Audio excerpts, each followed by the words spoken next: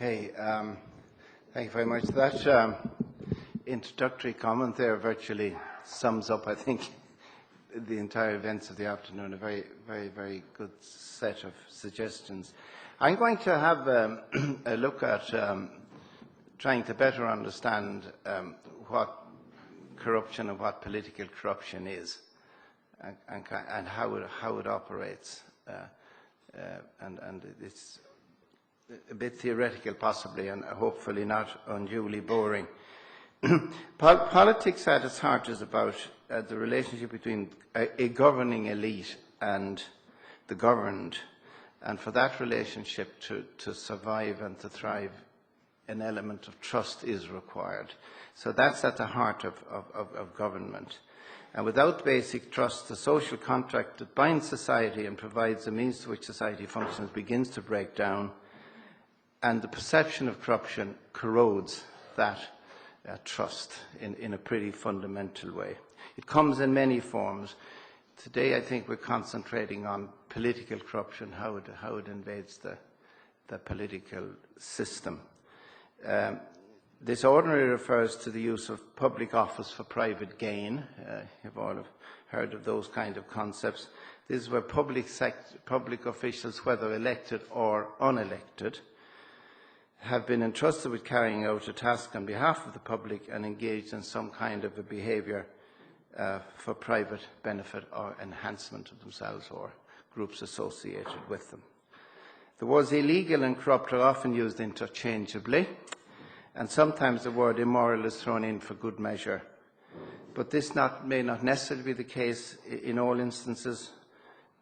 All illegal transactions are not necessarily corrupt, and surprisingly, all instances of corruption or bribery are not necessarily illegal. For instance, we just saw a discussion recently, I'm just throwing it in because it's so current, the abuse of sick leave arrangements, which according to what I heard recently is much more predominant in the public sector than in the private sector. Abuse of sick leave could be said, it's not an illegal action, but it could be said to be a corrupt action. And what about the medics who are delivering sick certs on a fairly casual and easy basis?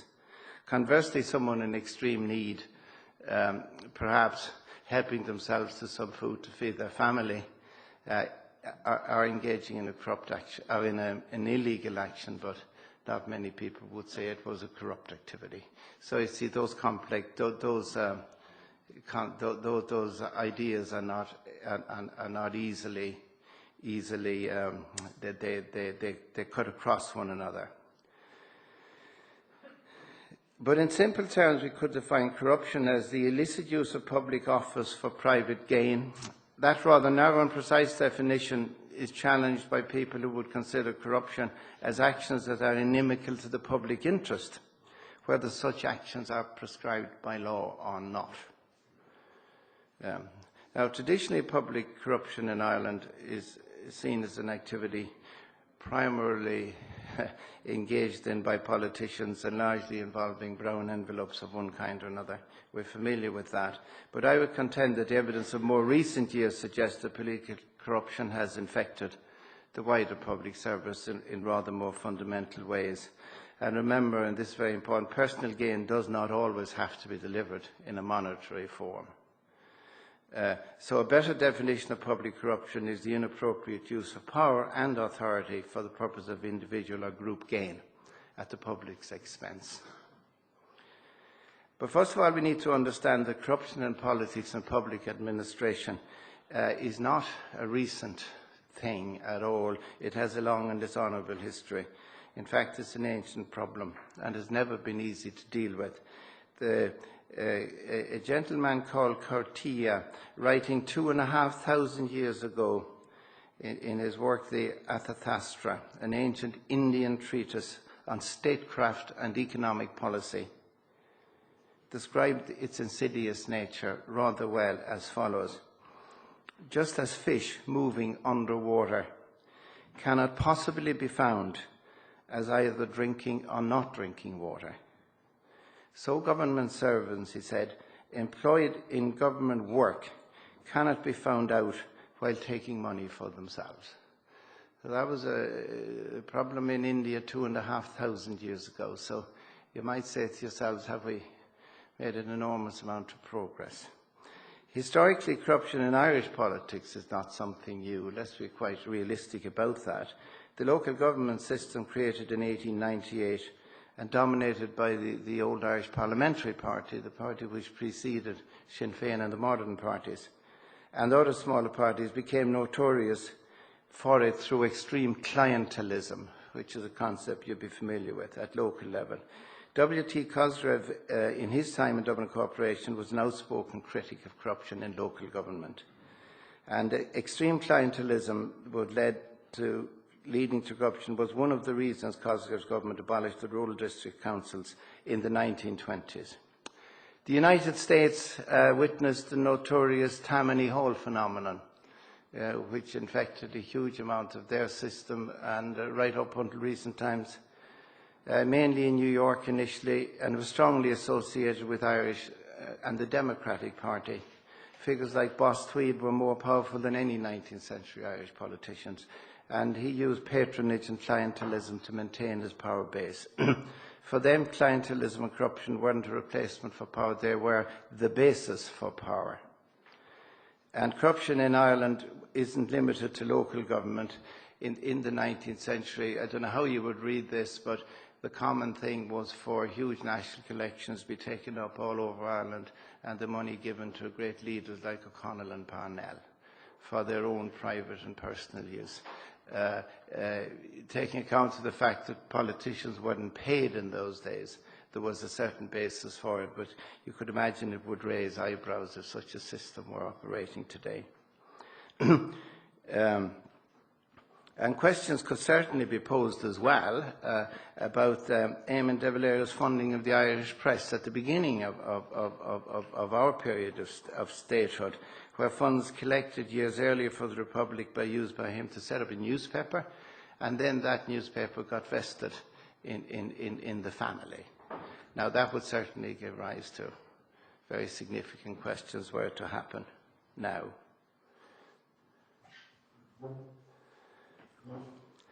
Now, the danger of dominance and the sense of entitlement it breeds has also been shown in politics the world over. It's one of the factors which causes a problem, a political dominance. We had seen some evidence of it here, people would contend, in 20th century Ireland, in our main dominant party for so long, the Fianna Fáil party. However, the Christian Democrats in Italy also became notorious even more so for its association with corruption. And it was the corruption and damage done to its reputation that ultimately led to its demise. In India, the dominant Congress party was absolutely racked with corruption. And in more recent times, the dominant ANC in South Africa is having all the same similar aspects. So we're not dealing here with something which is specific to one country, specific to one class of people, specific to one group of politicians. It has the evidence of being a universal condition. And then apart from its longevity, the other obvious but important feature of corruption is secretiveness. That's another element which is important. We don't know how much or how pervasive corruption is. We don't know whether it is increasing or decreasing. It is not amenable to statistical analysis. And in that vacuum, public perception, which itself, of course, is a subjective concept, it becomes critically important. In a democracy like ours, which is fundamentally based on the trust of the people, an increase, even in the perception of corruption, can be particularly divisive. Because at its heart, political corruption undermines some of the most basic democratic principles, such as, and this is referring to our chairperson's comments, the right of an individual to be treated with fairness, with respect and with openness by the government. These are all attacked by these concepts of corruption. Political corruption corrodes the essential concept of equality of citizens before government and public institutions, and if unchecked, contributes in no small way to the delegitimization of the democratic and institutional systems that we have. Because of its debilitating effects in alienating the public from democratic politics and government, political corruption is a matter of increasing concern for Western democracies such as our own. If we consider corruption in simple terms as a disease of the body politic, then no political system seems to be immune from its debilitating effect. In 1999, for example, the whole European Commission was forced to resign over charges of fraud, cronyism and mismanagement. There was an onslaught by the European Parliament on the non-elected European Commission, which led to a significant shift in political power away from the non-elected bureaucracy in favour of the elected assembly. And the dangers of political corruption increases as the state becomes involved in more and more aspects of our lives, as its scope and its power extends. The growth of the welfare state and as a consequence the public sector means that more decisions and control of vast amounts of financial resources have been transferred into the hands of the political elite, both elected and unelected. The question arises, have we put in place sufficient controls and oversight mechanisms to ensure that the public money is being well spent and is not being siphoned off and spent for purposes other than which it was provided? And just to be clear, I'm not talking about increasing just rules and regulations. That just creates incentives for both private individuals, politicians and public officials to circumvent the rules. And they can be very adept at that in reality. The administration of the public sectors of modern democracies such as our own is a large-scale and complex business with concomitant increases in opportunities for engaging in political corruption. In this context, the much-vaunted calls for increased transparency are largely inadequate, as the system is well capable of ratcheting up opacity levels to match any transparency rules and regulations. As I mentioned earlier, political corruption is not just about brown envelopes. It encompasses a far wider range of activities than is normally considered to be the case. It includes, among other things, the abuse of power in the form of arbitrary decision-making by state organisations, and personal gain is usually not at the root of that. It is more a pursuit of personal power and influence. As Abraham Lincoln once said, if you want to test a man's character, give him power. That was quite an insightful comment. In fact, if you want to look at a natural breeding ground for corrupt activity, look to organisations of great power and a culture of secrecy. And that is the perfect breeding ground. We have a few of those animals wandering around our jungle as well. What about the social partnership process of recent years? I'm not wishing to be controversial here, just making an observation that strikes me as being real. This started out as a progressive and effective tool to manage and revitalise the Irish economy in the 1980s, and indeed had a lot of credit for the success of our economy. But it evolved into sectoral vested interest groups engaging in a secretive process of negotiations with politicians and public servants on issues not just about pay for themselves or pay for the public sector, but about pay levels for everybody and other wider issues affecting the whole of Irish society. And this was done behind closed doors, effectively sidelining both the legislative and the executive arms of government, and done by an essentially self-selecting cartel of vested interests, albeit wide vested interests. An integral and infamous element of this ultimately democratic process was benchmarking. This saw a wholesale transfer of public funds to the public sector in return for greater productivity. But even at the time, little attempt was made to disguise the fact that the productivity gains were either fictitious or spurious. In fact, there was one website, I believe, at the time, this was about 2007, which said that one way of showing productivity being delivered was if the employees joined a Happy Heart Club. Might have been a happy moment all round, but that particular website was pulled down after about 2 months. The partnership process even went as far as to create what has been referred to, you all know about this, as various funds, which were used for travel and for they've often been referred to as slush funds, where senior civil service politicians travelled around the world. Someone said up to 40 million was invested in those funds as part of the public sector process, with very little objective accountability as to what the travel was about, what the outcomes were, what the value that was delivered. A partnership in its later phase fits into, or could fit into, a definition of corruption, because it ultimately was a fundamental abuse of political power involving the transfer of benefits to one set of people for very dubious reasons. In many ways, it resembles old-style poke-burn politics and patronage. And of course, what has been revealed by the tribunals, as I'm sure you've heard enough about that, is very relevant. The monstrous mistakes made, the rezonings that are left out of coast estates, or the destruction of so much of our urban environment by poor planning. Even the Moriarty Tribunal even called into question the fundamental behaviour of an entire government department of communication. And that matter has yet to be tested out and may now, because of recent events, be tested out in open court. And that will be of enormous interest, I must say. All of this has made the electorate cynical about politics in general, that the system itself cannot be trusted, and that undermines the social contract that holds a democratic society together. And those are the problems we have to tackle at this stage in our history now. Now, I referred to ancient India already, but another crowd who were very good at that era in history were the ancient Greeks. Over 2,500 years ago, they were obsessed in their early democracy with keeping their officials accountable. It was one of their high priority items for their actions while in office. At the end of each year, public officials had to stand up before the assembly of citizens and provide a public account of their actions while in office. Any citizen could speak out and bring a charge against the official, and if the Board of Auditors, and the direct translation of the base Greek word there is straightener.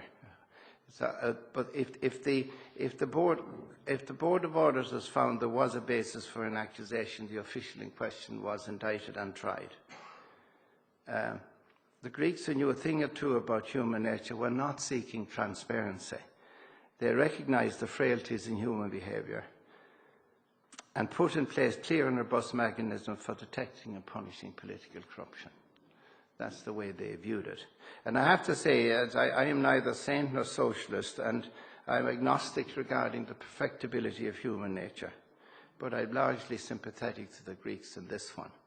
To preserve the integrity of our democracy from political corruption, we have tried tribunals, and they have proven lengthy, expensive, and when you consider the vast amount of money that was transferred from the public to a group of lawyers in the process, you might almost feel they've developed into a form of corruption themselves.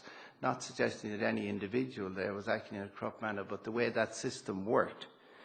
But the public clearly has no appetite for any more of those, and with good reason.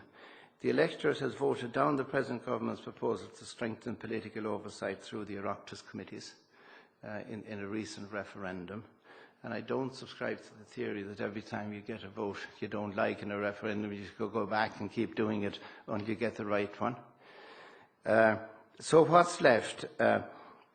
Perhaps we should introduce something along the lines of the European system of investigating magistrates, where you would have an investigating officer with extensive powers to compel witnesses, whose initial proceedings would be held in private, with lawyers present to protect the rights of the people being accused, and obviously the public interest, and whose